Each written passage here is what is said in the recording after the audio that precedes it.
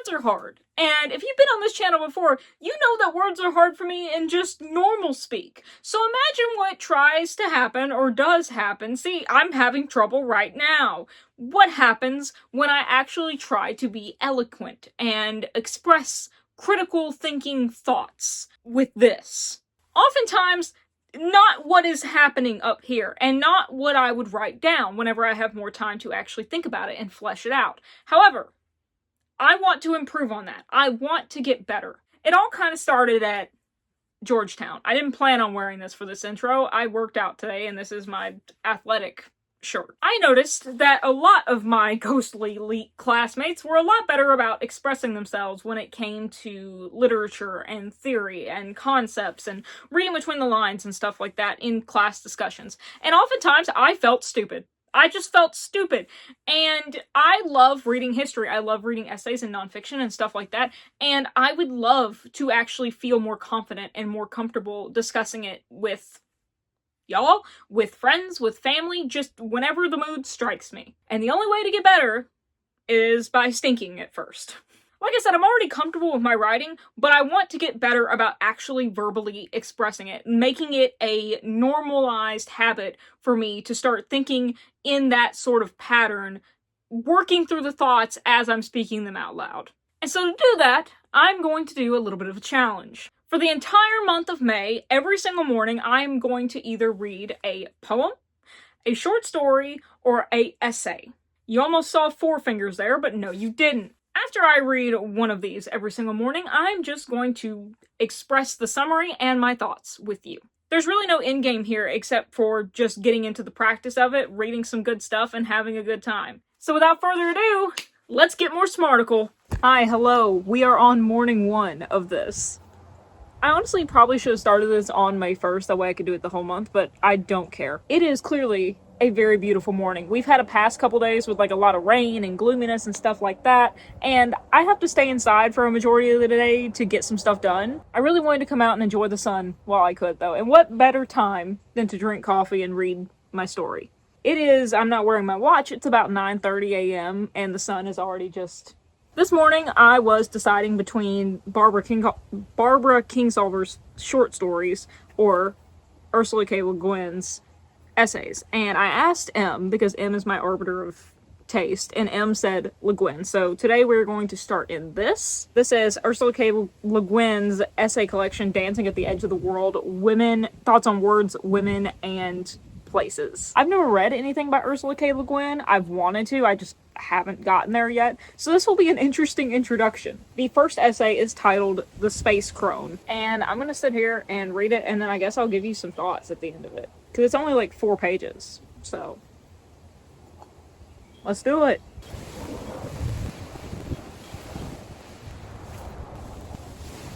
Wow, okay, so the end of this, what a good essay to start off with. I love this a lot. Into the Spaceship Granny. This is an essay about women. It just is about women and society. And it starts off with talking about menopause and the life changes that women go through, especially in compared to men. Like, it starts off with the phase in women's life, or femme present, you know, because this was written in 1976, by the way. That starts with virginity, and then they go through that change whenever they have their first period or they become fertile, and then they lose said virginity. That is the second change. And then the third change is when they go through menopause, no longer fertile, and how those used to be 3 distinct, like, periods of life and usefulness, and how society and science has blended 2 together. And also, well, science has blended the fertility thing with menopause, and how we view sex has really blurred the lines further, because it's like virgins can cure their own fear and they have power over it by being able to change the phase of life themselves. And also the discovery that after menopause, like, the activity is no longer just for fertility, like it can be for pleasure and stuff like that. And so the power and the bite has kind of been taken away, and now it's just more of a sign of change of life, and that's where the power is. And also, I know I'm not explaining things critically, like, super well, and that's part of why I'm doing this little challenge, is because I want to be better at critically speaking. Critically writing, like critical analysis in my writing. I write much better than I speak because I have time to think about it. But also, I'm not trying to be an academic channel. I'm just trying to be a regular person trying to better themselves.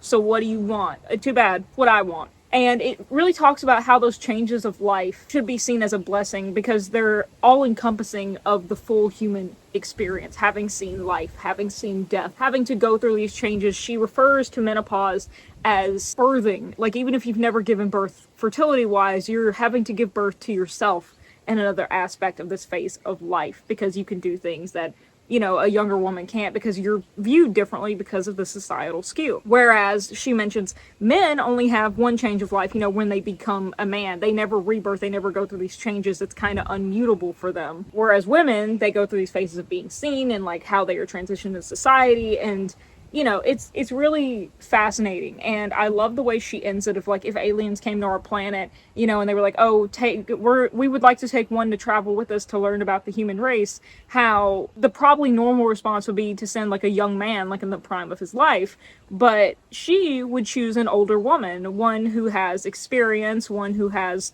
just the human condition, all wrapped up in the human condition. The life experience, the smarts, even though she's not in peak physical condition, she's in peak life condition because she has all these experiences that make her up rather than optics, rather than what is perceived to be important, what is actually important in giving away the human condition. What I would do is go down to the local Woolworths or the local village marketplace and pick an old woman over 60 from behind the costume jewelry counter or the beetle nut booth. Her hair would not be red or blonde or lustrous dark. Her skin would not be dewy fresh. She would not have the secret of eternal youth. She might, however, show you a small snapshot of her grandson who is working in Nairobi. She is a bit vague about where Nairobi is, but extremely proud of the grandson. She has worked hard at small, unimportant jobs all her life. Jobs like cooking, cleaning, bringing up kids, selling little objects of adornment or pleasure to other people. She was a virgin once, a long time ago, and then a sexually potent, fertile female, and then went through menopause. She has given birth several times and faced death several times. The same times. She is facing the final birth/death a little more nearly and clearly every day now. Sometimes her feet hurt something terrible. She was never educated to anything like her capacity, and that is a shameful waste and a crime against humanity, but so common a crime that should not and cannot be hidden from Altair. And anyhow, she's not dumb. She has a stock of sense, wit, patience, and experimental shrewdness, which the Altairians might or might not perceive as wisdom. If they are wiser than we, then of course we don't know how they'd perceive it. But if they are wiser than we, they may know how to perceive that inmost mind and heart which we, working on mere guess and hope, proclaim to be humane. In any case, since they are curious and kindly, let's give them the best we have to give. The trouble is, she will be very reluctant to volunteer. What would an old woman like me do on Altair? She'll say. You ought to send one of those scientist men. They can talk to those funny-looking green people. Maybe Dr. Kissinger should go. What about sending the shaman? It will be very hard to explain to her that we want her to go because only a person who has experienced, accepted, and acted the entire human condition, the essential quality of which is change, can fairly represent humanity. Me, she'll say, just a trifle slyly, but I never did anything. But it won't wash. She knows, though she won't admit it, Dr. Kissinger is not gone and will never go where she has gone. The scientists and the shamans have not done what she has done. Into the spaceship, Granny. I love it. I love it, I love it, I love it. Okay, I'm gonna sit out here and look how beautiful. Look how stunning. So I'm gonna sit out here, finish drinking my coffee, and enjoying the nature. And then I'm gonna go back inside and get to work. See y'all tomorrow.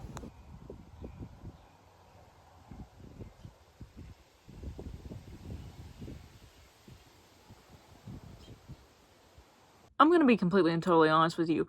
I have not touched this since the first day that I did it. So this 30 and 30 is not going super well. But hey, that's what happens when you're trying to start to implement a new habit. Things get in the way, you have to figure out where it fits and stuff like that. So I'm going to give myself grace that I have this morning to be able to do it. And so I'm going to. In fact, this morning, I'm not going to try and make up. I thought about trying to make up like 5, but like my 10 pages a day challenge, it like once it starts adding up, it's just more grit to the grind. Not what I wanted to say, but it fits anyway. But I do have time to read 2 in this book today. So that is what I'm going to do. And that'll make up some of it. That'll have like a day and then today's. And then if I feel like reading extra another day, we can count it towards that. But I'm consciously not going to like try and make it up because that goes against the antithesis of, what this is. It's just trying to start a new habit and seeing what I think about it and just trying to better myself. And I can't be bettering myself when I'm too busy belittling myself. Wisdom at 7-something in the morning with Shay while she watches SpongeBob. What is adulthood if not being able to read Ursula K. Le Guin while you watch SpongeBob with your morning coffee? Today, we're going to be reading Is Gender Necessary? Redux, and then Moral and Ethical Implications of Family Planning. Fun subjects for a Tuesday morning. Okay, interesting. So the author is starting this with a disclaimer, talking about like where it first appeared as an essay, and how it was kind of in an anthology with other science fiction writers who were women. And it said, even then, I was getting uncomfortable with some of the statements I made in it, and the discomfort soon became plain disagreement. But those were just the bits that people kept quoting with cries of joy. It doesn't seem right or wise to revise an old text severely, as if trying to obliterate it, hiding the evidence that one had to go to get here. It is rather in the feminist mode to let one's changes of mind and the processes of changes stand as evidence, and perhaps to remind people that minds that don't change are like clams that don't open. So here I reprint the original essay entire with a running commentary in bracketed italics. I request and entreat anyone who wishes to quote from this piece henceforth to use or at least include these reconsiderations, and I do very much hope that I don't have to print reconsiderations in 1997, since I'm a bit tired of chastising myself. I love that. Let people grow, you know? We all say things that we don't agree with 5 years later, you know? How are we actually going to let people grow if we don't give them a chance to? Now, that's a whole complicated conversation I'm not going to get into with this video, because we simply do not have the time. Much smarter people... Actually, no, I'm smart enough. I'm not going to belittle myself with that. You. So, that was aggressive. I don't know why I did that towards you. That was, like, towards mean me, right? Anyway, there's a complicated line where it's like, yes, but we have to hold people accountable for things that they did in the past. Yes, but I think the line is beating them over the head with it versus just keeping them in mind. Like, if someone did something problematic, and I'm not talking about, like, the files level. I'm talking about, like, they said something that is now, 5 years ahead. We're like, ooh, that wasn't great. Like, someone made, like, a joke or something that we're like, ooh, now that is, ooh, that, ooh. We need to look at, like, how have they changed? What are their opinions now? Do their actions match up to what they are? If they're claiming their beliefs have changed, if they're like, I'm sorry, like, I believe this certain way now, and their actions back that up, then we need to, like, let them be a person to, like, continue to grow and change. I know I said stuff when I was, like, 15 that now I would smack myself in the head for. Like, especially if someone is, like, 14 to 23, do not listen to them. Like, with love. Like, you change so much. So much. And again, that's not that we don't need to hold people accountable, and that's not that we need to, like, ignore it or that it's excused in any way, but if someone says that they have changed and their actions back that up with the experience that's happening, then we need to, like, let them be a person. We need to believe that they have grown and changed. Because, shocking, people can do that. Me? I used to post homophobic stuff when I was a teenager growing up in conservative Tennessee. The call was coming from inside the closet. I'm bi. Like, I would go back and smack my 15-year-old self, but also I was 15 being raised in, like, the environment that I was being raised in, I wouldn't want someone to hold that against me, but also, if they bring it up, I'm not gonna lie and be like, no, I never did that. Because it's like, I have grown and I have changed, just like she says here, right? Also, who listens to a 15-year-old? We should just take the situation, the experiences into account, and then we should compare them with what we are seeing now, and just say, like, hey, don't forget this happened, but, like, if they seem to have learned and bettered themselves, stop beating them over the head with it, I don't know how distinctive my thoughts on these are going to be, but I'm not here to give a college-level lecture.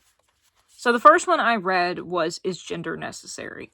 And to be honest, this is mainly, and it makes sense because this came out in an anthology of science fiction writers, so it mainly centers around her exploration of gender's themes in her novel, The Left Hand of Darkness, which, honestly, I wish that I had read before this, because I feel like I would have gotten more out of it, but I still think that it was a really interesting retrospective on how they explored their themes in their work, and really just explored the potential binaries of gender, seeing if there were binaries of gender, seeing if once they were stripped of their parts and it was an exploration of androgyny, if there was anything human in common that wasn't separated, like, by the notions of gender. Because I want to make it clear that the author's not saying that things are, like, strictly female or strictly male or anything like that. That's part of what the experiment was, is to be like, what's the human aspect of it, and what are notions of each gender that have been made by society, and what happens when you strip them away, kind of thing. And I thought that was really interesting to explore their retrospective of how they did that within their novel, and why they did it, and especially like how they think about it now or what they would do differently. Especially when they talk about how, I think that she said, the two governments that are represented really sort of reflected notions of gender and how they were. So one was more male-ish and one was more female-ish, based on like anarchy versus implied and enforced like structure, social order, which was the male. That is, anarchy has historically been identified as female. The domain allotted to women, the family, for example, is an area of order without coercion, ruled by custom, not by force. Men have reserved the structures of social power to themselves, and those few women whom they admit to it on male terms, such as queens, prime ministers, and M texted me and I got distracted.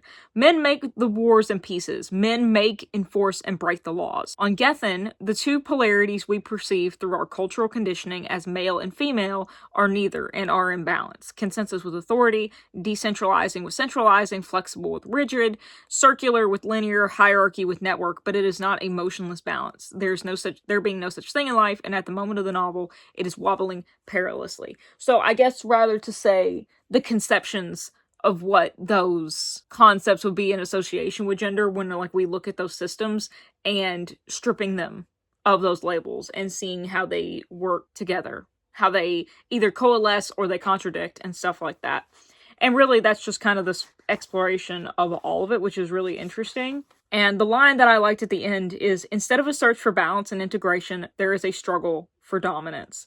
Divisions are insisted upon, interdependence is denied. The dualism of value that destroys us, the dualism of superior and inferior, ruler ruled, owner owned, user used, might give way to what seems to me, from here, a much healthier, sounder, more promising modality of integration and integrity. So, on to the moral and ethical implications of family planning. This is a talk that they gave I became from Georgia all of a sudden. Talk was read to a Planned Parenthood symposium in Portland in March 1978. I'm not gonna lie, I need to reread this one whenever I can actually read it slower, and the concepts of moral and ethical and philosophy, like anything that is not like a concrete concept, takes a bit for me to grasp. My brain just does not want to, and I think maybe it's my neurodivergence, I don't know, but metaphorical or like ethereal type concepts have just never come naturally to me. I'm like,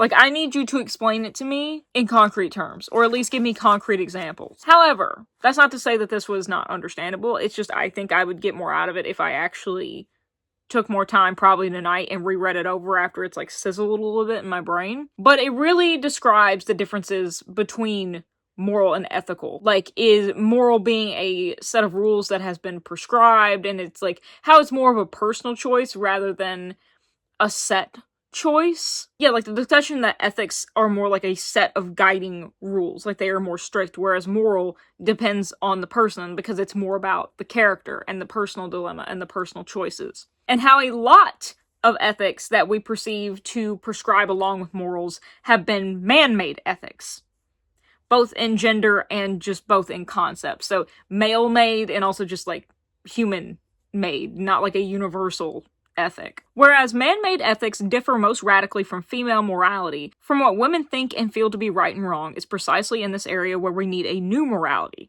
the area in which men and women differ, the area of sexuality, of conception, pregnancy, childbirth, and the responsibility for children. I must admit that to me personally, most of the rules men have made on these matters seem, if not simply irrelevant, disastrous. And yet we are still pretending that it's a man's world, still letting that myth run us, and it's going to run us right into the ground. And she talks about the development of that morality, where it may lead to the personal choice, the new revision of ethics, like the division of it, and the definition of it alongside this new morality and what that would take. And really how the overall concept of it being able to be a decision makes it morality and not ethics, I believe. If we can get that realistic feminine morality working for us, if we can trust in ourselves and so let women think and feel that an unwanted child or an oversized family is wrong, not ethically wrong, not against the rules, but morally wrong like taking a step that will break your neck, if we can get that feminine and human morality out from under the yoke of a dead ethic, then maybe we'll begin to get somewhere on the road that leads to survival. Almost like, let people that actually have to deal with the consequences, like the overall experience of most of these things, make their own choices surrounding those things. Crazy concept to not be controlled, to have decisions made for you. This made up set of rules that dictates whether or not good, bad, right, wrong. And I liked it. I'm really excited for this next one though. It was a dark and stormy night. Or, why are we huddling about the campfire? It just sounds very Stephen Graham Jones. I'm not gonna lie, that's what's got me really excited about it. Alright, I will see y'all tomorrow. Good morning, friends. We are back. Yes, I know I'm wearing the same shirt. It's early in the morning. I have not changed it. Leave me alone. Also, I got my first good sleep within like a week last night during the rain thunderstorms that passed through, which is shocking to me because... well, it's because there was, like, no real threat of flash flooding or anything nasty like that, I think. Anyway, today we are going to be reading Why We Huddle Around the Campfire, right? That's it? I don't have a bookmark in this yet. On a dark and stormy night. Right. It was a dark and stormy night, or why are we huddling about the campfire?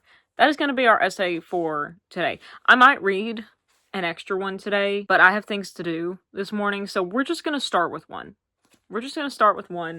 And see where it goes. The DVD remote knocked you away. Stop it. Cease. Oh, this talk was the last proper paper read. Giant purple people eater. This talk was the last paper read at a 3-day symposium on the narrative held at the University of Chicago in '79. Some of the obscure bits of it are incorporations of and jokes about things read or said by other participants in the conference. Okay, so if things don't make sense, it's inside jokes I don't get. I had bought my first and only pair of 2-inch heeled shoes, black French ones, to wear there, and I never dared put them on. There were so many big guns shooting one another, it seemed unwise to increase my stature. Oh, I studied history. Yeah. Okay, so I actually ended up reading two, because the second one was Working on the Lathe of Heaven, which is just the author's insights into being on the set of them producing the movie of her work. So it was just a couple pages, and it wasn't really anything to extrapolate on. I mean, it was beautifully written, and it was really cool to get to see through the author's eyes of them being on set and watching this production of their work actually come to life. Because I would love to have an author, it made me think, I was like, I'd love to have an author at my job. I mean, obviously it's different because they have skin in the game with this, right? Because it's like, it's their work that's becoming a movie. But it's just interesting, the concept of seeing a creative watch other creatives at work. So for instance, the way that she described the director going around and like placing things and stuff like that, she said, "It sounds awkward, but it's lovely to watch. It is choreography at the moment of creation." And I just like the way that was phrased. That was beautiful, and it was just a fun little insight. But it was a dark and stormy night. Confused the heck out of me at first, and in the first 2 pages I started getting it, and it is essentially about the cyclical nature of stories and how that is inextricably what it means to be human. Stories serve as proof that we were here. Whether or not the stories are true or not, or whether they are our own, they become our own because they continually get passed down, or the experiences that come through the stories at least get passed down and told through other mouths, and proof of our existence, proof of our struggle, proof that we were here and our existence was here. Because we're all gonna have a beginning, a middle, and an end, but as long as there is a story, as long as there is a tale being told, there is something in the proof there that doesn't just, as she says, like, fade into the darkness. And one of the examples she used is, I believe it's the Viking inscription in, like, the church in England or whatever, but it says, it's the one where it's like, Tolfink carved these runes into the stone.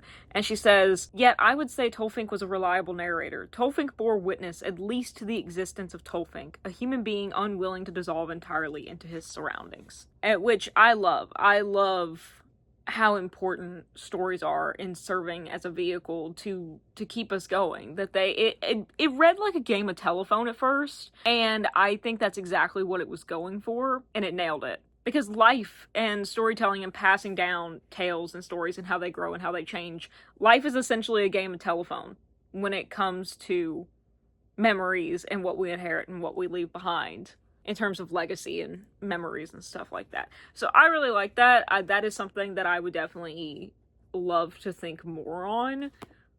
More on. That was some good reading this morning.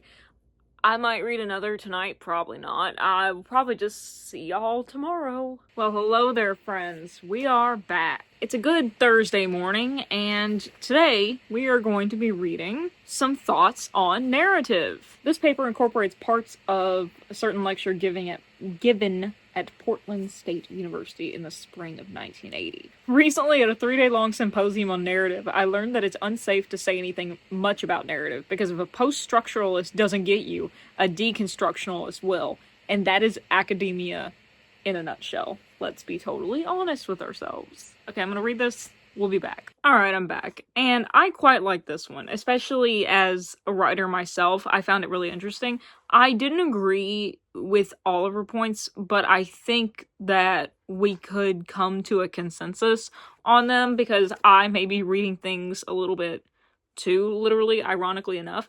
But the main point of this was just to discuss the vehicle of narrative and just to discuss the surrounding discussions of narrative, how a lot of people will say that it is the vehicle for, she puts it as rationalization of the why we tell stories, because we have to make sense of certain things, whether they happen in order. I had it and now it's gone out of my head because that dog is barking outside. The author poses that instead of narration being the why we tell stories, it's rather just a tool for how. Because some people pose that narrative is just how we make sense of certain things, right? Like, we came up with narrative because we have to connect these certain events, whether we're storytelling or whether we're talking about, thing A and B. Like, we have to make that connection, and that's just the only reason why, the only tool on, God, I am just all over the place. My brain cells are not firing. Essentially, narrative is the thing bridging the connection between various elements in what would become a story. And narrative is the only way to make it a story, is the way that some people pose it, because it allows you to bridge all of those connections. However, this author poses that it is just a tool, that it is just a vehicle. That if we followed the narrative strict structure as it is, then we would just be saying A to B to C. But there's more within that. There has to be imagination within that, I think is the exact word that they use. Yes, only imagination can get us out of the mind of the eternal present.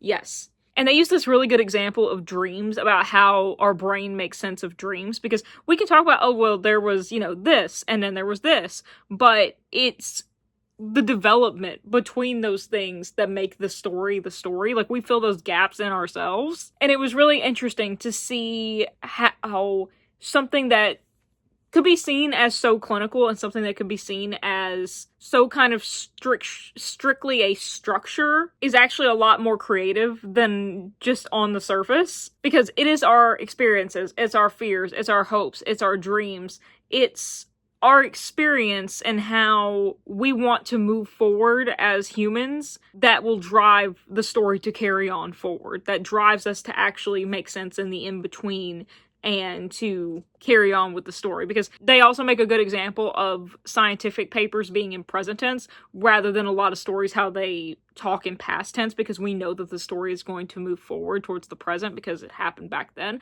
But science is eternal. You can't really, unless you're talking about like actual historical whatever, but like scientific like physics papers and stuff like that are in the present because they're eternal. You can't really talk like from past tense to this. And I think those are really good examples. Narrative is the vehicle for storytelling, but it's not the gas.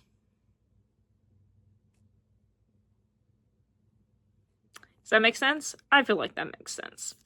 One of my favorite quotes in here, let's see, what did I underline? The existence of a future, a time different from now, a then prime, depends on the irreversibility of time. In human terms, upon mortality. In eternity, there is nothing novel, and there are no novels. So when the storyteller by the hearth starts out, once upon a time, a long way from here, lived a king who had 3 sons.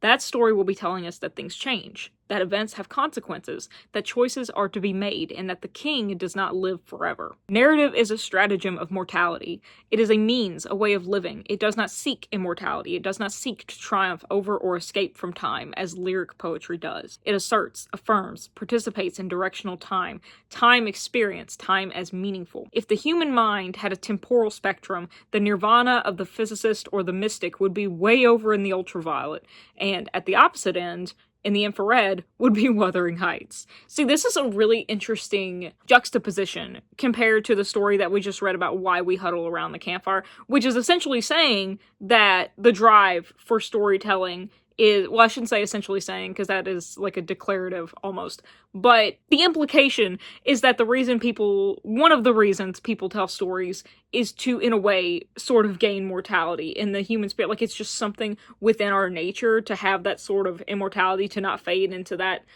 blue yonder, is by asserting ourselves of our story of like, we were here, even if it's just a story that is in the moment, even if it's just like lasts for a generation. But part of that immortality of the story is kind of why we're driven to tell those stories and share those stories around the campfire and, you know, in this cyclical being in the first place. And so it's really interesting to see it now say that the story itself, it doesn't seek immortality, unless they're speaking in the strict sense of, you know, the language itself and the story structure itself can't have wants because it's not a living being, which is totally fair. But I just think that juxtaposition is pretty interesting, because I think that the motivation is still one and the same. Like, the narrative is still one and the same. The narrative is still one and the same of, even if it's not like actually seeking immortality, it's seeking to live within this moment. It's seeking to present in this moment to last longer than the experience was had in the past, because it's bringing up into the present now. Does that make sense? I think that makes sense. So that's just an interesting comparison. I'm gonna go read the picture of Dorian Gray now. Hello and happy Friday! What are we reading today? Thoughts on narrative.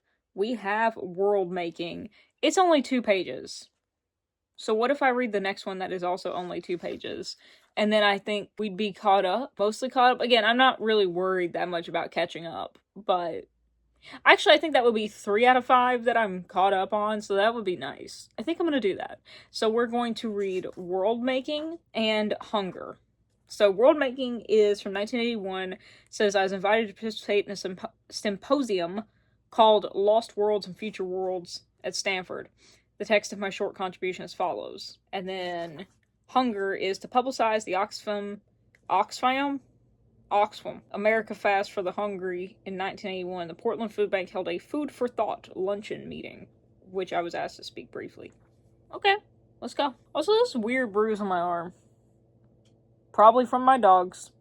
These were pretty simple little reads. That doesn't mean that they weren't impactful, but simple as in, I'm not gonna extrapolate on them more than the length of what the actual pages are. World making was the most interesting to me. The Hunger speech was great. It mostly quoted, was it a poem? A Chilean poet, Pablo Neruda, wrote a book about it. And so she quotes that, and essentially the point of the poem, the point that she makes, is like, we may have all these glorious things in like these cities and stuff like that, but is it really worth it if it was built on suffering? Like, do we deserve it? Do we deserve to like have these great things to live in if it's at the expense of others, if it's at the cost of others.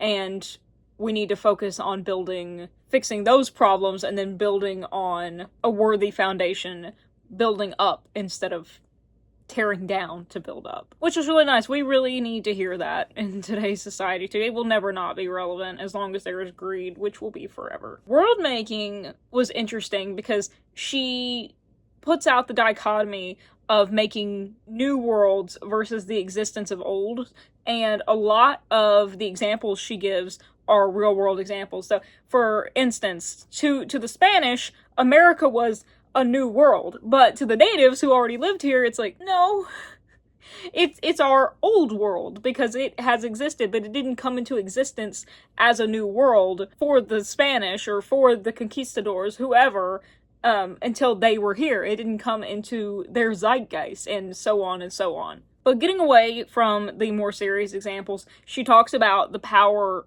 of perspective in world making, especially how that takes it from the real example and into the creative example of how once we experience things, once we see things, once we know things, then we can build our own worlds from there. Like, we take all these ingredients and make the dough, make the dough ball of our world and start to form our world anew constantly. That's the real life example, but what artists do is they take all of those from the real world examples and make an even bigger ball to the new world for their own that we just get to live in for a short amount of time. In either case, what artists do is make a particularly skillful selection of fragments of cosmos, unusually useful and entertaining bits chosen and arranged to give an illusion of coherence and duration amidst the uncontrollable streaming of events.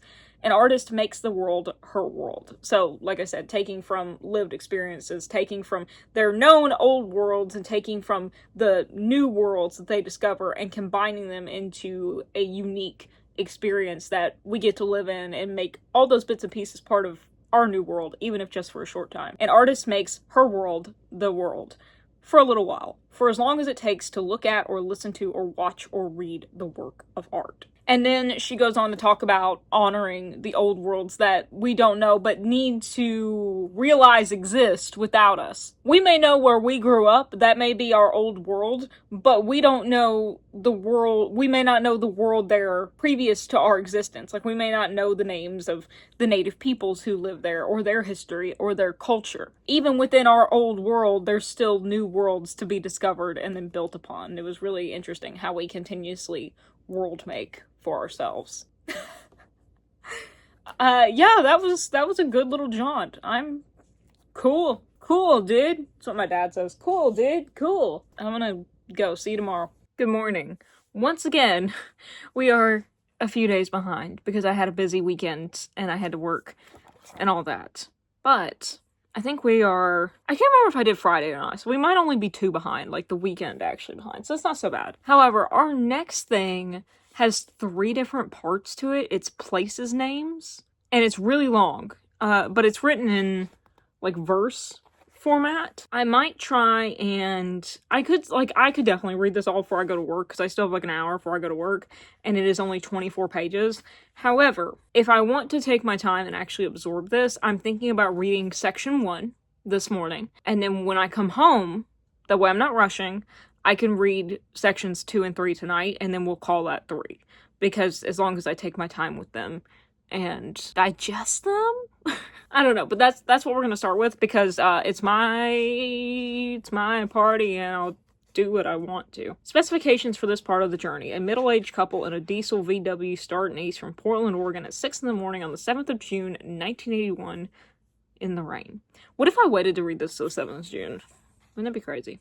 Part 1, done. It talks about their journey from Washington down through the mountains of Montana and just through that country. It's a lot of beautiful descriptions of the country, of the nature of, but my favorite part are the little aside observations. It's trying to, and it is, interweaving history and personal observations along with the beauty of nature and the beauty of the travel. But to me, my favorite parts, besides the colorful, very vivid descriptions, are the little observations. So one of the things they're talking about like there's no services at a lot of rest stops in Montana, and they have the quote of, that's what it said, gas, soup, moccasins, phosphate, no services. Where do you pee in Montana? And then it keeps going, you know, all these descriptions, these beautiful descriptions that are sea bottom sandstone, ice split, foliated, leaved by the fingers of the cold, done in silver gray, red and buff, big round worn shapes, sea bottom.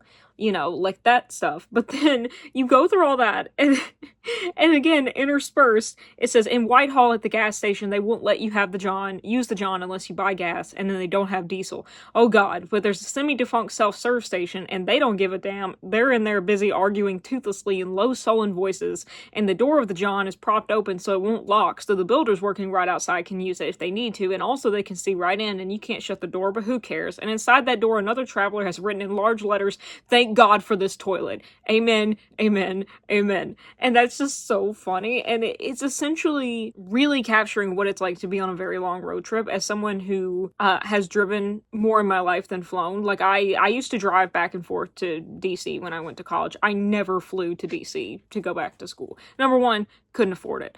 And it's like, well, it's cheaper than getting. No, it's not. No, it was not. At least not at the time. So I have driven a lot, and I've also been on a lot of road trips. And this is what it feels like for me, like admiring all the silent beauty, taking in all these sights and these changes, physically watching how the country changes before you, how the geography changes and the meanings of it to that land, to the creatures that inhabit that land. And then just the funny little asides. It's really good. I like it. I'm excited to get to the other two parts. But for now, I'm gonna go let my dogs out, and then I'm probably just gonna do something else. Hi, I've already read. I figured you're probably getting tired of me in the same spot, being like, good morning, and girl, what? I also didn't end up reading place names last night. I ended up finishing it this morning, and I also went ahead and read my one for today called The Princess. So the place names was pretty much more the same, and don't take that as to mean that it was boring. It was very good. It was very interesting. But the colorful language and the beauty of it and all that stayed continuous. What I really loved about it, I think it's the personal that it evokes the most that stands out to me. Because like I said, I have been lucky enough to travel a lot around the country, mostly in kind of the same routes, but still travel in general. And it really reminded me how surprised I was when people are like, oh, out west, like Oklahoma and Texas, there's nothing out there. There's nothing out there. It's just nothing. And I'm like, do you have eyes? Like, I can't understand how people say it's a lot of nothing, because there is so much to actually see out there if you're not looking for buildings. Said what I said, that's my hot take. If you're looking for nature, there's plenty to find out there. And the same for out west. They're like, oh, it all looks the same. I'm like, then we're not looking at the same thing. Because the way that the geography changes from region to region, not even like state to state, but just area of state to state, even in like Tennessee, in every single state. And I think this perfectly captures that there's so many complexities, and is uniquity a word? I don't know. But within each state, how each state holds multitudes. And it's just beautiful. And the history and memories that come along with that. The Princess is a piece about, I don't know if YouTube's gonna ding me for this word, so I'm gonna say women's bodily autonomy. Okay, that's sunk in, you got it? And it's about like the rights of that. She kind of uses, it was a keynote address she did to open a workshop conference at the Portland branch of the National Abortion Rights Action League in January of 1982. And so she kind of just tells her own experience through the narrative of a fairy tale to really champion the rights of it. I think it can best be summed up with this. If any birth is better than no birth, and more births are better than fewer births, as the right to life people insist, then they should approve of my abortion, which resulted in 3 babies instead of 1. A curious but logical method of achieving their goal, because she had one early in her life, and then later in her life she ended up having 3 children by choice. A curious but logical method of achieving their goal, but the preservation of life seems to be rather a slogan than a genuine goal of the anti-forces. What they want is control. Control over behavior, power over women.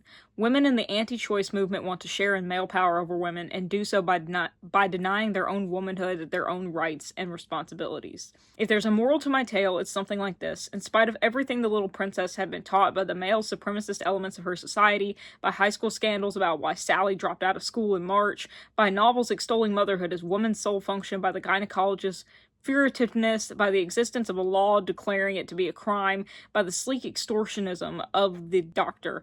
Despite all these messages repeating, "This is wrong," when the terror was past, she pondered over it all and thought, "I have done the right thing." What was wrong was not knowing how to prevent getting pregnant. What was wrong was my ignorance. To legislate that ignorance, that's the crime. I'm ashamed, she thought, for letting bigots keep me ignorant, for acting willfully in my ignorance, and for falling in love with a weak, selfish man. I'm deeply ashamed, but I'm not guilty. Where does the guilt come in? I did what I had to do so that I could do the work I was put here to do. I will do that work. That's what it's all about.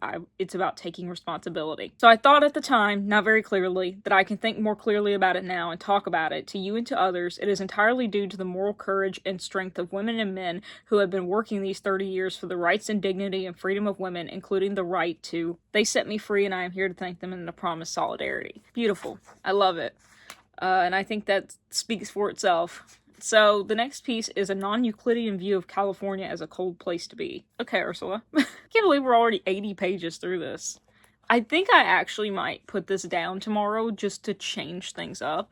I don't know what I will pick up instead, but I might take a break from this just to, like, get some change, and then I might swap up. I thought about reading, I don't know if they're stanzas or chapters, but Beowulf, how Beowulf is split up. I thought about reading one in Beowulf every day, or like a couple in Beowulf every day. But I've actually been reading it before bed, like reading some before bed. Maybe I'll read Barbara Kingsolver tomorrow. I need to get another poetry book. That way I can actually swap between poetry and not just short stories and essays and stuff like that. But that's all for now, folks.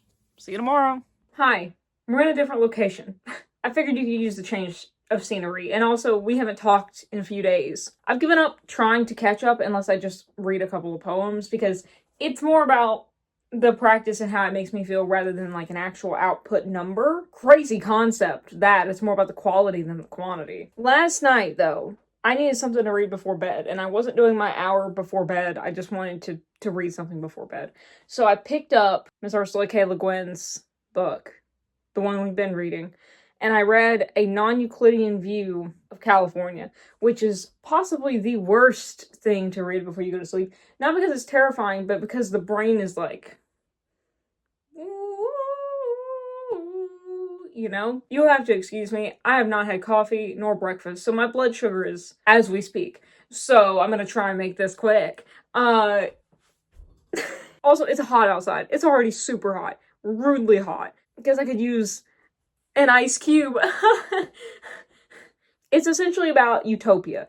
And how utopia is it's an unachievable, ever-changing narrative of an objective, right? I'm gonna talk while I move because that's gonna help me think, because I had words thinking about this while I was doing this earlier. So a lot of what she discusses is like appreciation for the here and now. Like, we need to discover the utopia in our present of what we can make it.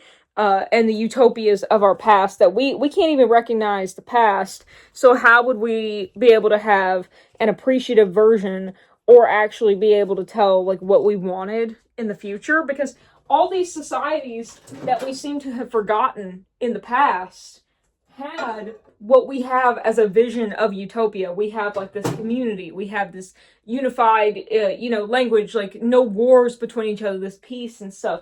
But no one wants to look back to recognize the past because they're all focused on the ever-changing narratives of the future. And every generation kind of has their stalwart bull, right? That's not even a term, but you get the point of what the utopia should look like and like fighting for it before they become jaded. And had this really good section about utopia will never be achieved because it's always going to be like, well, this group A really wants it, but then group B starts to have competing ideals. And so group A then has to contain group B and like a gulag of some sorts. And that's not utopia, but the group goes smaller while this starts to grow bigger. And then, vice versa. Don't do that with your hands, Shay. And how really, I know I'm going to talk over the microwave, but I'm standing in front of it to block the waves. Really, if we want to achieve utopia, the closest that we're going to get is to appreciating the here and now by looking back at the past that had the elements of utopia that we so desire. However, because we often fail to do that, we don't even know our past. We can't even remember the past because the past tends to end and begin with where we find our own narrative. So, for instance, a lot of the stories of the native tribes that were here before us in America or wherever, the most information we have begins with the colonization, with the taking over. If you look at the histories in comparison, often a lot of times, that is where it really begins. And she uses the example of Julius Caesar, like, I'm not sure Britain even existed until I went there. So how can we even stop to try and fathom a future when we can't appreciate the present by looking back at what we could have used from the past when we can't even recognize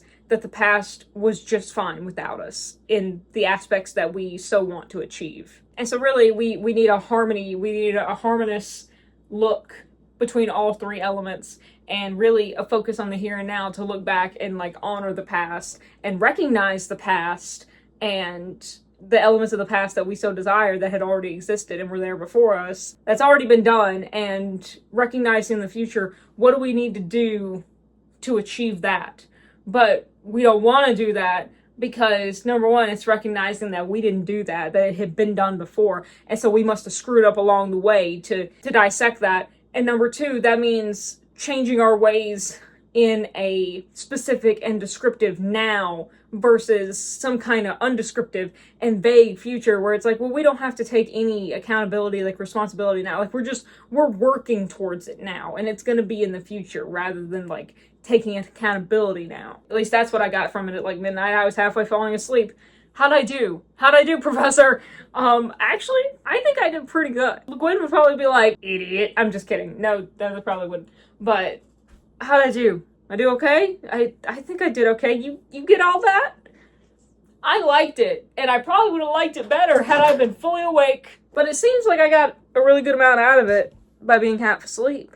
And it's not the author's fault. I was already falling half asleep, and I couldn't think of anything that I actually wanted to read before I went to bed. So it's got that going for it. This morning, I think I'm going to try and read a short story in Barbara Kingsolver.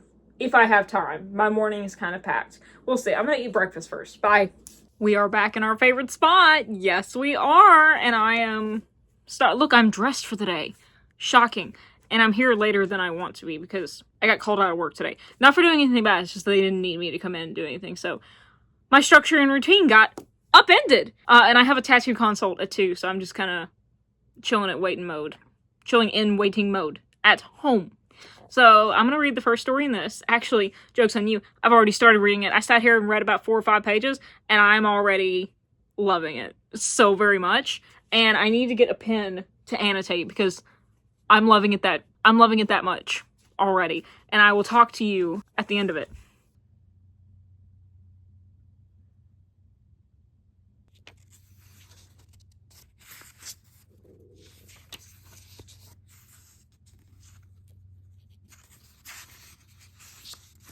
I highlighted and annotated so much through this. I took a clip and I will show you throughout the entire story. It's a short little 23-something page story about a Native American grandmother told through the eyes of the grandchildren living with her in Appalachia and just telling about their influence, particularly through the eyes of the daughter of this family, of her influence on her life and holding tradition within memory and within the mind and in the heart.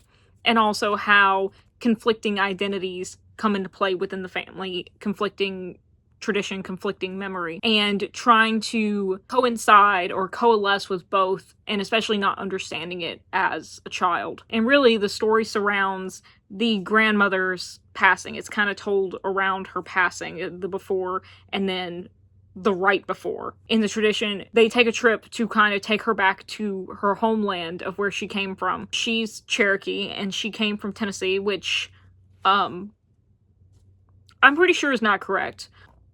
Unless it was a certain date, because the Cherokee, everyone here claims that they're Cherokee. They're not Cherokee. If you're not from the South, you probably know this, but there is a genuine plague in the South where if you get a room of 10 people who are from here, who did not move here, who are from here, and you ask them, how many of your mamas told you that you're native? How many of your mamas told you y'all Cherokee? I guarantee you 7 to 8 out of those 10 people will raise their hands. It is a problem. However, I am not that kind of history major. Anyway, the plan is, before she passes, to take her back to where she came from. It's like a last visit to the homeland. And told within that is the conflict of the memory versus present, and tradition versus conflict. And really told around that is the conflict of memory and of change. Because the children's mother does not really like the grandmother, just wants to she's very wasp, and she wants to let go of all that hobbledy-gobbledy nonsense that the grandmother is trying to pass on with teaching and stories and tradition, talking about the waterbug stories and telling the stories of the animals, how animals came to be, lessons that they learned, why we call them certain things, why the granddaughter shouldn't pick flowers. Talking about the small people, or like calling the white dog that shows up the sad little cousin, things like that. It all comes back to the phrase living memory, I think, and how that dies, who it dies with, when it dies. Part of it is the granddaughter is getting told all these stories, and the grandmother tells her, she says, remember that story. She ends every story with, remember that. And the granddaughter tells her, she's like, I'm 11. She's like, what if I forget it? And the grandmother's point is, if it's important to you, your heart's going to remember it. You may think you've forgotten it, but you'll remember it, and passing part of that living memory on. I really enjoyed it. It was fun. I mean, it's not fun, but it was great, and I'm very intrigued to continue on with this. This was nice. Now I'm going to go eat lunch. Good morning. My coffee cup is sitting in front of you. Fixed it. I have already read another story in here. I read Blueprints. That is the story of Whitman and... what is her name? I've already forgotten her name. Lydia. Whitman and Lydia. And this is really, like, they have moved from a big house in Sacramento that was always full of people, and, like, completely changed their lifestyle by moving out an hour into this place called Blind Gap, which is, I guess, supposed to be, like, a more rural, more private, secluded area. And things have been taking a turn in their relationship. They've been in a relationship for about 10 years, and things have just actually been getting worse since they moved into, like, a smaller cabin. They're both getting a little bit of cabin fever, like, in their own physical selves and in their relationship. And so Lydia is this is a retrospective and looking back at all the things that have gone wrong in the past of their relationship and didn't seem to matter, and now they're building up, and how that correlates to what's happening now. And her also trying to rationalize and reason with herself of, is this worth staying? Like, can this be fixed? Is this something to fix? And that's pretty much it. This was fine. I just don't tend to care about those stories in short story form. And I also don't tend to care about those stories unless there's an overall conflict, even if it's a longer story. So it was just not a short story for me. And also, the ending, there's nothing wrong with it except for the fact that there's no, like, real ending. It just kind of ends. And I'm like, okay. So I didn't love it, and I didn't hate it. It was fine. It woke me up, and it had, like, some good lines about nature, and what I really like, so Whitman, like, builds things with his hands, like, that is his business. He builds furniture, and he just builds things. He's trying to build a bridge across, like, this river in front of their cabin property, right?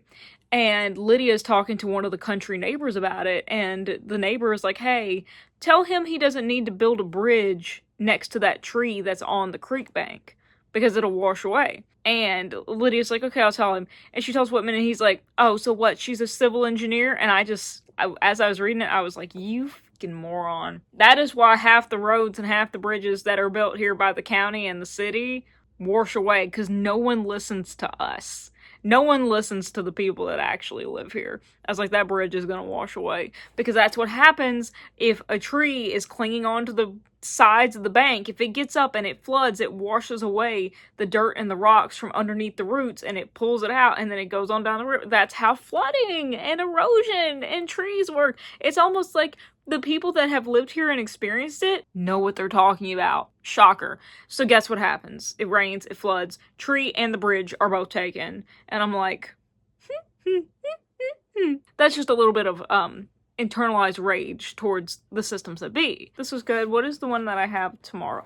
Oh, also at the thrift store yesterday, before I went to my tattoo consult, I ended up getting, turn it around twice for no reason, I ended up getting the Best American Poetry of 1996. I've never heard of most of the people on the back of this, which is kind of exciting. I know Margaret Atwood, and I think that is the only name I know on here. I even sent it to my friend M, and M was like, yeah, I don't know those people. You know, why not? Oh, Rednecks. That is the first thing I saw flipping through. Rednecks. Every Saturday night was Earl pucking his liquor smash face to announce he was driving across the bridge, a bridge spanning only the whiskey river that bubbled in his stomach. I need more poetry. I want more poetry, and it was literally 50 cents. Like, I think when I opened it up, it said it was $2, but then like it had been discounted to 50 cents, so. Good morning. We are going to swap it up by starting reading a poem in this big poetry book that I got. It's not even that big. We're gonna start by reading the first poem in this. I'm feeling like switching it up a little, and instead of reading a short story, just reading a poem, because I have a lot to catch up on this week, and so I'm really eager to just kind of do this and then get to reading and then get ready for the day, because clearly I have not gotten ready for the day. What am I, John Cena? Stop it. So I'm gonna read this, then I'm gonna do my other reading for the morning, then I'm gonna get up, get ready, and get back to work on so many things. This many things. That many things. So let's read The Tombs by Latif Assad Abdullah. I don't think I've heard of them before. I don't think. The Tombs, though, is a great place to eat at Georgetown. Oh, I saw a word I immediately hated. Okay, I'm just gonna leave this, because, I mean, this is a one-page poem. So I'm just gonna let you deal with the B-roll. I don't really know how to respond to this. I feel like I need more context to this. I feel like there's things missing from it. And I'm reading it slowly. Also, I should say I'm a total noob when it comes to poetry. Like, I'm trying, and I know that, like, the true opinion of poetry is that there's no, like, gatekeeping and stuff like that, like it is to its own interpretation and blah, blah, blah, blah, blah. Not the curtains are blue means that they're sad or whatever. However, I feel like there is more to this that I am not getting. And I don't just mean contextually within the work, I mean surrounding the work. Because the way that it leaves off, it just leaves off like there was more there, and I just don't know it. Like, I can't quite grasp what we're actually talking about. So they talk about various forms of tombs and the various, like, bodies and forms within them. So, like, the first stanza is, in the tombs where the walking dead greet each other, empty souls intermingling, having shallow conversations with words of hollow meaning. And then it goes on to in the tombs and talks about a different kind of tomb. Then it goes into another tomb, talks about a different kind of tomb. And I'm like, okay. And the end is, in the tombs, I once asked the living dead, why have you forsaken humankind? He answered, it's only a job. In the tombs. Okay. I want more. Maybe it's the fact that I want more. I need a poetry professor to walk through this with me, because in the tombs, administrative mummies wrapped in barbaric cloths, eyes a mirror of psychopathic inclinations. Oh, compassion, please return. Administrative mummies wrapped in barbaric cloths. So, were they taken out by barbarians that then buried them, and that is why their eyes are mirroring, like, who took them out? Because in the stanza that has a word that I don't want to say, the bad guys in a certain period in history that made a lot of tombs. Well, I guess I can just read it without the word, but in the tombs buried alive, customs replace once humankind, my god! Oh, sensitivity, why have you left my soul, abandoning me to be with moral excellence? So it seems like it's, I think I'm getting confused where the subject is, and our positioning of the subject. Like, are we talking about the people in it, or are we talking about the people within the tombs towards the people outside of it that put them there? Because we started just from within, and so that's why I'm a little bit curved, I think.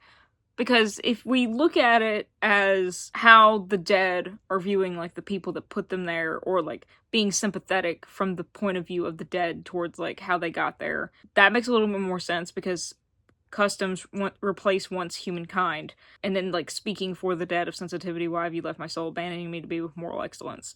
How we got here. How we got to this certain tomb by these things being extorted and, like, thrown away. And that would explain what I was saying earlier with administrative mummies wrapped in barbaric cloths. Like, they were wrapped in cloths that were not of their own people, but the people that put them there. who they probably view as barbaric.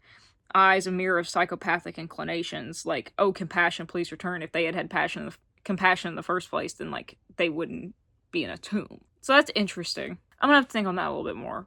Talking about that, if you look this up and get a different interpretation, let me know. Because like I said, I'm very new to poems, so I'm just kind of grasping. But that's my interpretation of it. So yeah, I like this.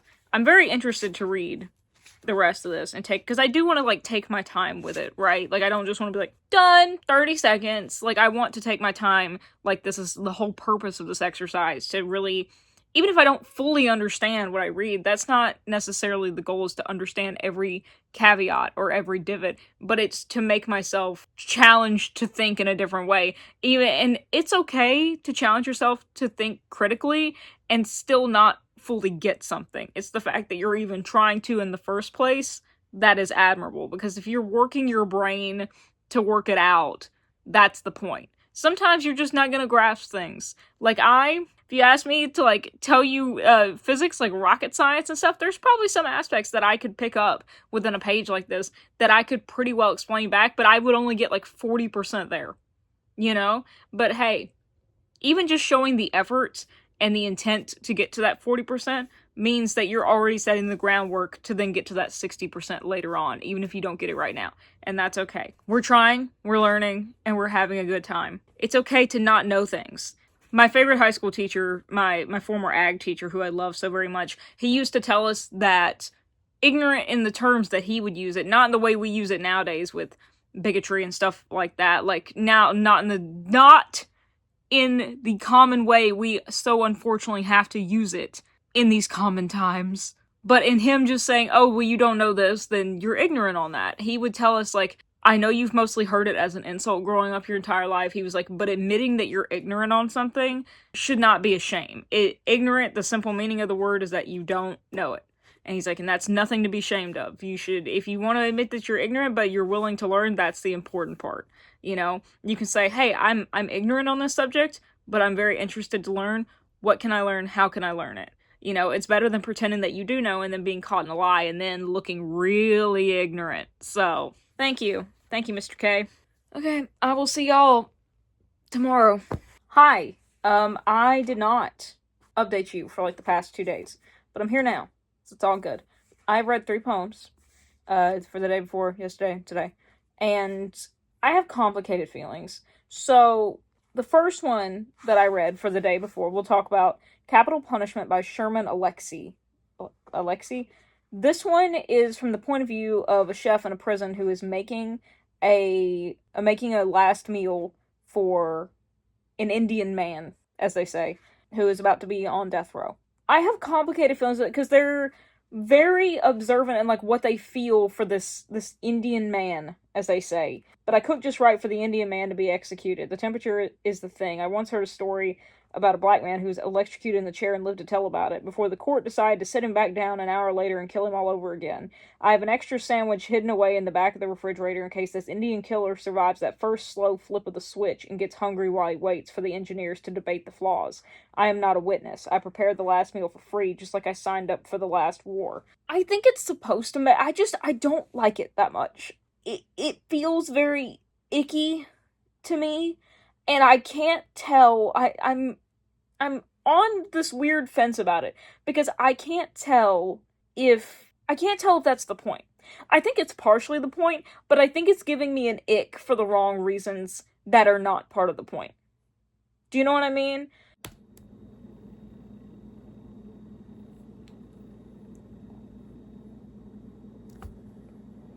Because I can't tell if it's, what's the word that I'm thinking of? What's the word I'm thinking of? Not profiting. Not showboating. What is the word I'm thinking of? There's too much stimulation going on right now. My TV is right there. Stop going off in the corner of my vision. What is it? What is the word? What is the freaking word, dude? What is the word? It's not profiteering. It feels kind of voyeuristic, I think, is what I'm trying to get at. But it's not like taking pleasure in it. It's more of just, because I wouldn't say that. It's not that at all. But voyeuristic and, like, just benefiting from, just, I I don't know what I'm trying to say, dude, but it's got an icky feeling to it, and I can't tell if I'm getting the ick that I'm supposed to be getting the ick from. You know what I mean? And I think that I'm missing something. I do. I think that I'm missing something in it, but I'm not quite sure what it is. But that's kind of good because it means, go back for me to read it and stuff. But I love these last few stanzas that said, I am a witness. I prepared the last meal for the Indian man who was executed and have learned this. If any of us stood for days on top of a barren hill during an electrical storm, then lightning would eventually strike us, and we'd have no idea for which of our sins we were reduced to headlines and ash. Especially that last line, reduced to headlines and ash. Then the next was Morning in the Burned House by Margaret Atwood, which is just told from the point of view from someone who may or may not be a ghost in this burned house. It's very epistemology, kind of. In the burned house, I'm eating breakfast. You understand there is no house, there is no breakfast, yet here I am. The spoon which was melted scrapes against the bowl which was melted also, no one else is around. And it just kind of goes through with what exists, what doesn't, and how do they know that it exists, but it exists to them in this temporal space-time, but also they don't exist, and it's playing with space and memory. And I thought that was pretty good. I thought that was pretty cool. Then the one I read today was Thomas Avena's Cancer Garden, and it's for the inauguration of a Mount Zion Cancer Center garden. And it's comparing cancer to flowers and the space that flowers hold and the journey and people's suffering and joys and journeys in their cancer journeys to the space of a garden. The journey either through a garden or existing in a garden, the flowers that take up space, how they thrive, how they sometimes fight to survive, and comparing, you can look at your body naked in a mirror. With your hands you can defend its territories. Is the cancer sinister or blameless? Is it just cells, like all life, with a blind and blinding purpose, an instinct to survive? In the garden, imagine cancer is weak and depressed. If the cancer is acid, then the soul of your body is alkaline. If alkaline, then acid. Let us pray your body inhospitable to it. Your assertion greater than that of the cancer, your desire to live so much the greater. It's another ick for me, but maybe it's just because cancer is like a sensitive subject to my family.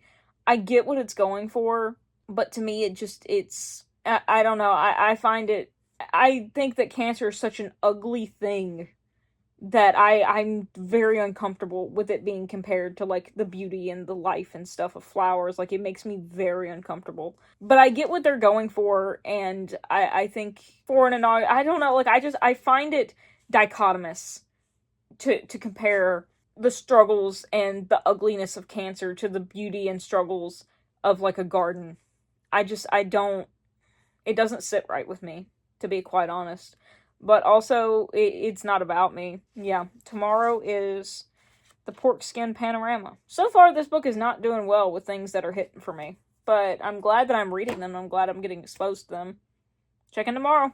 Hi, don't ask why I'm wearing a camo shirt again. I read Pork Skin Panorama by Marianne Hartbaker, and I am confusion. I get that it mainly surrounds the narrator, who seems to be native, from what I can gather, just having a love for pork skins, and how it changes their view and perception of places that they go, and how their love for something makes them to a point that it changes the perception of them to a point that they are undesirable by choice to being an object of pleasure for people that they don't want to derive pleasure from them. And there's a whole conversation about being tokens of pleasure, of desire, based on skin color or features or just gender. And I think that there's a power dynamic going on of taking the agency to become undesirable by choice, yet also taking power in it, and yet also regretting that it seems like people can't step past what it is meant to ward off. It's like, well, okay, I got rid of the bad parts, so where's the good parts? Now that I'm blocking the bad, where's the good ones? And either way, a perspective is changed. And so I like it. I am just confusion. But that's what this is for, right? We are here to read and take our time with it, and just to discover new things, and to learn, and to try and get better at talking, which I just spoke a lot better than what I thought I was going to for that. So that is today's update. Less than 2 minutes. See you later. We read American Sonnet 35 by Wanda Coleman. Really, really short piece because it is a sonnet. It is following this character who is I'm so bad at summaries, but actually this is good practice for me to try and get better. My friends are like, elevator pitches. And I'm like, that's literally my nightmare because I'm the longest winded person in the world.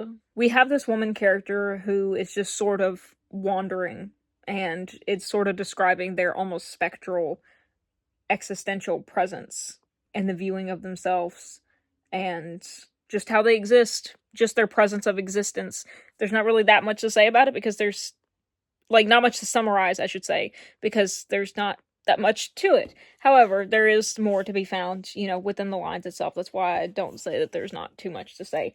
I really love the language and the prose of this, specifically wretched stained mirrors of fractured webbings like nest of manic spiders reflect her ruined mien. I love the kind of ramble-on prose that this is. I'm sure that there's a more technical term for it, but run-on sentences, I think it works super well here for this casual, down-to-earth tone. Oozy manes spill out yonder, spooling in the night's lofty hour, exudes her gloom and spew and rankling odor of heavy dour. It just makes it sound like you're talking to somebody on the street. Like you're talking back and forth with someone, or you're listening to someone talk. And I find that really personable, and I like that a lot. And that's really all I have to say about that poem. I will see you tomorrow. Hello. It's been 2 days. Are we shocked at this point? Absolutely not. And tomorrow is the last day that we're doing this, unless I make some kind of a video series about it. So I did read 2 more poems. I read Me Again by Jacqueline Dash and Transfer by Ingrid DeNox. I like Transfer better than Me Again. Me Again is nice. It's very much it's literally a self-reflective poem of the author, of the narrator, I should say, sorry, the narrator, of the narrator looking internally, describing how they have gone through and tried to write about all these things in poetry, about all these things in the world. However, all they ever seem to write about is themselves reflected through everything that they see in the external world, and how they get really tired of it and bored of it, and they're really self-deprecating about it, and they're really just like, oh, again? And it's like, yeah, like that is how I would also feel. I get it. I get what they're saying of, they're trying to, I open myself to the wind, the lockers, clothes closets, graveyards, the calendar months of the year, and in every opening crevice my face looked back at me. The more bored I became, my unacceptable person. The more I returned to the theme of my person, worst of all, I kept painting myself to myself in the midst of a happening. What an idiot, I said to myself 1,000 times over, to perfect all that craft, all description, and describe only myself, as though I had nothing to show with my head, nothing to better to tell than the mistake of a lifetime. It's like, yeah, I would also be bored. Like, what am I missing? Or is that just, is that what it is? Because if it is, then okay, yeah. And then Transfer by Ingrid DeNox is very interesting to me because it paints this comparative picture of the typical thing of what we know about the suburbs, of it may look perfect on the inside, but actually describing the decay and the rot within, the decomposition that is happening like at the root of it, that it can hide, and happening around it. So it begins with this banger of an opening line. All the family dogs are dead. You certainly have my attention. But it goes through and sort of describes the house and the land in these redeeming aspects, and then what the reality now is. Like what the intention was versus what the reality now is. So I'm going to read you these 2 stanzas, these 2 paragraphs. This first couplet is my favorite. 40 years ago, the house was built to hold private unhappiness intact. I just love that. Like, I've never heard a house described that way, to hold private unhappiness intact. It's just, it's wonderful. Safe against mobile, I'm guessing like mobile homes, mobile molecular growths of city developers and blacks. Now rhubarb spurs grow wild and sour, the mulberries, the ducks, and the bantams gone, and the fish pond sage green soup. Its fraying goldfish decompose the sun, wax white lilies float upon the rot, and leaves in random piles are burning. Townhouses circle the inheritance. The fire station and franchised inn keep the neighborhood watch over its fate. The municipality leers over the gate, complains of dispossession and neglect, dark tenants and the broken fence, but all the high-veiled birds are here, wearing their metronomic blossoms upon the branches in the winter air, and all the exiles are returning. I like that. Tomorrow, maybe I'll read one of each for the last day. If I can manage that. Maybe that would be fun. Like a short story, an essay, and a poem. For now, though, I forgot a bookmark. See you tomorrow. I've already read our poem. Actually, why don't I just talk to you about this now? So, this is the last day of this challenge. I am reading one of each. I'm going to be reading a poem, an essay, and I'm going to be reading nonfiction. Okay? I've already read the poem. Spoiler alert. It is a poem about the Titanic called The Arrival of the Titanic by William Dickey. And it is essentially a retrospective looking at the Titanic, where it is now, how it must kind of see the world around it. Animating this inanimate object, personifying it, and talking about the journey, ending the journey in the next dimension that they never finished to begin with. So the ghost arriving to the shores of New York, and how that transition is from this world to the next, and how strange it must be. And it still is unfinished, but it is sort of its own transition. Gashed from her long immobility on the seabed, gravid with the dreams of invertebrates, only half here in the sense of consciousness, she pulls, gray on a gray morning, into New York harbor, bearing all of the dead in their attitudes, the old dead in dinner jackets, bare feet encrusted with barnacles, their pearl eyes, their old assurance of conquest over the negligent elements, and walking, thin and perplexed among them, the new dead who never realized on what crossing they had embarked. It's giving very much like Ghost Ship, which was one of my favorite terrible horror movies as a child. I watched that way too young. So that was good. I like that. The beautiful language that was very sort of a peaceful transition from line to line that really embodied and evoked the feeling it was trying to give these spirits in their transition. So that was fantastic. I like that. The next essay, the last essay we're going to be reading from Miss Ursula K. Le Guin in this section is called Facing It. In December of 1982, the Portland Fellowship of Reconciliation held a symposium called Facing It. I was invited to join one of the panels and give a short talk about science fiction and how it faces the issue of nuclear war. Just some light reading. And then the next story that I will be reading in the Barbara Kingsolver book is Covered Bridges, which is kind of a long one. It's like 22 pages. That's not terrible. That's not bad. Let's start with this essay first.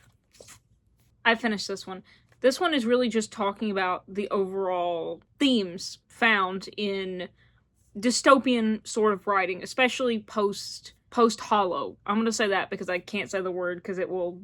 Post-World War II, Hollow, that I can't say on YouTube for I will be dinged for it. Talking about why a lot of these apocalyptic themes, specifically nuclear apocalyptic things in science fiction and in fiction overall, have come into play, why they are in the common cultural creative zeitgeist. I was going to say creational, I guess that is a correct term. Really, mostly in America and in, like, UK, Europe. Because South America and the Soviet era, like across the sea, don't tend to have this issue or these themes within the writing. And the author brings up some really good relevant points talking about how the writing of these apocalypses, of these wastelands, of detailing all it sort of works as like an anti-anxiety thing. Like if we write about it enough, we say it enough, it's not gonna happen. Or one motivation is unmistakably desire, rage, frustration, and infantile egoism play out the death wish. Let's press that button and see what happens. And the first thing that I thought of bringing this up, like, why are we so fascinated with this, morbid thing that we keep writing about? My first thing was thinking about, like, well, sort of in the same vein of the anxiety of, well, if we say it enough, like, it won't happen. Of more, if we say it enough, then we can pretend or we can feel that we are adequately prepared to deal with it because, we would think that life reflects art. It's like, I've read about this enough, I know what to do here. And the author does bring that up. But the point I really love is the author brings up that it in itself is, I can't say the P word either, writing about violence like this is sort of a fetish of its own, if you will, and vastly exceeds actual intimate material of that nature written specifically for that purpose, whereas violent fantasies can play out in the same way and is marketed in a much more mass-produced way in North America than any other kind of intimate stuff, than any other kind of exploitation kind of fantasy. The power fantasies of the survivalists, which seem to originate in certain works of science fiction, are poor pop. And then she brings up my point, which I was thinking about earlier, which is, but for the ultimate selling job on ultimate violence, one must read those works of fiction issued by our government as manuals of civil defense, in which, as a friend of mine puts it, you learn that there's nothing to be afraid of if you stockpiled lots of dried fruit. And of course, this is a false sense of security, right? Which the author covers really deftly, really adequately, with the question that is that of false reassurance. Is the writer facing it, or by pretending to face it, evading, lying? Are we not owning up to our truth? If we're seeing the future as so uninhabitable, what are we not facing in our present that we should be facing, that we should be living with in the present and dealing with so that our future doesn't become uninhabitable? Why are we focused on portraying the worst that the future could potentially have to offer instead of focusing on the now, preventing that from happening? Why aren't we just facing it, you know? And I think that's fantastic. However ill-founded, however misguided, hope is the basic stratagem of mortality. We need it, and an art that fails to offer it fails us. And then towards the end, they mention, but the science fiction books about endless wars in space, where technology is magic and the killing proceeds without moral or psychological justification of any kind, probably are written from the same unadmitted despair. The future has become uninhabitable. Such hopelessness can arise, I think, only from an inability to face the present, to live in the present, to live as a responsible being among other beings in this sacred world here and now, which is all we have and all we need to found our hope upon. I love that. That's amazing. That's incredible. Now, I'm going to be thinking about that hope quote a lot. Now I'm going to sit here and read the short story. I'll get back to you and we will finish up. I have finished Covered Bridges. It is essentially between these two people, these two partners, Lena and what is his name? I don't know, the freaking husband's name, I've already forgotten, but it is essentially between these two partners, these two married partners, who are going through this internal to the relationship discussion and decision about whether or not they want to have children. And really, we're only seeing it from the male partner's point of view throughout this entire story, as he's sort of grappling, does he not, and also really talking with his partner kind of through this as they go about their daily lives and experiences, especially because they have an abnormal sort of life where he is a botany professor and she works on the poison hotline. So they both have like these intertwined, not necessarily normally scheduled lives, and they deal with, with a lot of danger and stuff all the time. This wasn't my favorite because I don't really care about kids. However, I did really enjoy it because it treated the decision with the care and the emphasis that was needed without drawing on one expectation, without being preachy or trying to draw on a certain expectation. Because, a lot of stories tend to be like, oh, the female is like, no, I don't want kids, and then ends up changing their mind because they love the male so much, or like whatever. And some people do, and that's their story to tell, and that's fine. But do not paint that as the normality for people. Some people may think they want kids, and then it turns out that they don't. Some people, may think that they don't want kids, and then it turns out that they do. Whether it's, because of scenarios or because of a person and they decide, that's their business. Do not paint anything as a normality for everybody, And I enjoyed that this didn't do that. It let the characters make their own decisions based on their experiences and their own decisions. And one wasn't harping on the other for whatever they thought. I liked that the spoiler alert, the feminine character seems to kind of really be for the idea. The husband is like supportive and he's like, hey, let's just take our time and think about this. He's not against it. He's just like, yeah, like I'm for it. And the whole thing is about them discussing, and going through it and really trying to talk through it, because it is a big decision and commitment to make, as you should, if you feel the need to do so. And taking the responsibility and accountability for it. And then through like a series of events that happened, the decision gets made that, no, minds get changed, and no, that's not the path for them. And there's no like massive regret or like massive like dramatic like blowout or anything like that. It's just, nope, I've decided what I've decided, and this is why. And it's acceptance, and it was great. So for that, I really liked it. But in general, I don't care about kids. I don't like kids. I don't care. But I like the way that this was portrayed with agency and all that. Portraying a healthy communicative relationship. Notice how I can say communicative with no issue, and yet other half of the words can't say. Y'all, what a month it's been. What a month it has been. I will give a proper wrap up probably tomorrow after work, but just some general thoughts at the end of this month. So obviously, I did not read every single day like I wanted to. However, I think I did succeed at the general gist of this and the heart of what I wanted to do with this, which is really expand my mind and my critical thinking and branch out from my normal reading, especially in the mornings. I made pretty good progress in all three of these books, like poetry and where are you, Ursula? Ursula and Barbara over here. I have read some really fascinating things that I am still thinking about, that I want to talk about, that I want to discuss, that I want to read further on. And that's been fun. That's been the whole point of this, right? Is just to expand and think and enjoy. So I do think it is something that I'm going to continue doing. I'm still trying to figure out whether or not this is going to be like a kind of short-lived series, like I said, where I maybe at the end of the month like show you some of my favorites and do like kind of a recap vlog, or if it's just like a Substack thing. Again, let me know what you think, because I'm curious. I can feel myself, some days are better than others and also the timing is different. Like this is not in the morning, it's almost 10 o'clock at night right now. But obviously circumstances and energy levels and all that really dictates how verbose I am in getting across my points and my thoughts, and also just kind of riffing off the cuff out loud. However, I do feel like this has made me a little bit better, a little bit more self-aware at like critical thinking as I'm speaking, which is something that I do want to get better at that. Because I'm really good at it in writing, because it's something you can go back and reflect on, but I want to get better at speaking it as I'm saying it. And this has been perfect. I have learned a lot. I've thought about a lot. I've read some really great pieces. And I can't wait to continue on with this habit. I'm not going to hold myself to it too hard to make sure that I do it every single day. Again, it's more of just kind of the spirit of it. If I am like, hey, I have time to do it and I, want to do it, then I'm going to do it. And I think that we should give ourselves more grace with the habits and wellness things that we want to implement.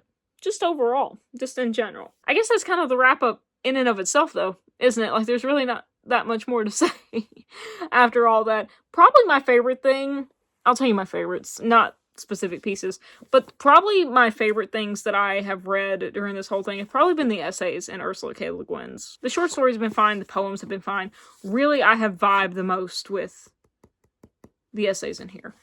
So, it is what it is, but I'm so happy that I've started this, and I am so eager to continue it. If you like what you saw today, make sure you hit that like button down below, and, why not hit subscribe while you're down there, too. 2-for-1 deal, if you want to see more of these future videos. I have a bunch of other videos on my channel, vlogs, challenges, stats, wrap-ups, reviews, all that, and more. A lot more coming.